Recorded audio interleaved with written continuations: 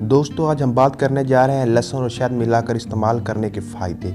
शहद में लहसुन मिलाकर इस्तेमाल करने से क्या होता है, जानें शहद का मुफीद इस्तेमाल और इसके हरारत के फ़वाइद। शहद में लहसुन को मिलाकर इस्तेमाल कई सदियों से किया जा रहा है। खांसी हो, सर्दी हो या वज़न को कम करना हो तो शहद का इस्तेमाल किया जाता है। शहद हो या लहसुन दोनों में ही क़ुव्वत मुतफ़ादित बढ़ाने की खसूसियात से भरपूर होते हैं और इन दिनों में मौजूद कुदरती अज़ा जिस्म पर हैरानकुन मुस्बत असरात छोड़ते हैं, जिन्हें आज हम इस तजर्बे में आपको बताएंगे। लहसुन और शहद। लहसुन में एक ऐसा कुदरती कंपाउंड मौजूद होता है जो इम्यूनिटी को बूस्टर करता है। बहुत सी तहकीक में ये बात बताई गई है कि लहसुन में मौजूद भरपूर antioxidant, anti infective, anti microbes की खसूसियात मौजूद होती हैं, जबकि शहद में भी इतनी माइक्रोफाइट्स और जरासीम कश खसूसियात मौजूद होती हैं। और जब इन दोनों को मिलाकर इस्तेमाल किया जाए तो एक ताकतवर घरेलू नुस्खे के तौर पर काम करता है, जो कि इम्यून सिस्टम को बूस्ट करता है और सेहत में इजाफे का सबब बनता है। लहसुन और शहद को कैसे इस्तेमाल किया जाए। लहसुन और शहद को इस्तेमाल करने का सबसे आसान तरीका यह है कि लहसुन को कूट कर या कद्दूकस करके शहद में मिलाकर इस्तेमाल किया जाए।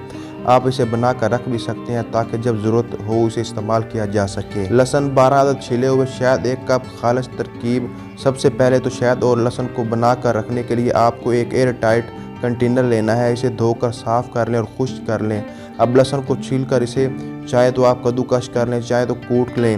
अब ये लहसुन एयर टाइट कंटेनर में डालें और ऊपर से इसे शहद भर लें। दोनों अज्जा को चम्मच की मदद से अच्छी तरह मिक्स करें और 3 दिन के लिए ढक्कन बंद करके इसे छोड़ दें।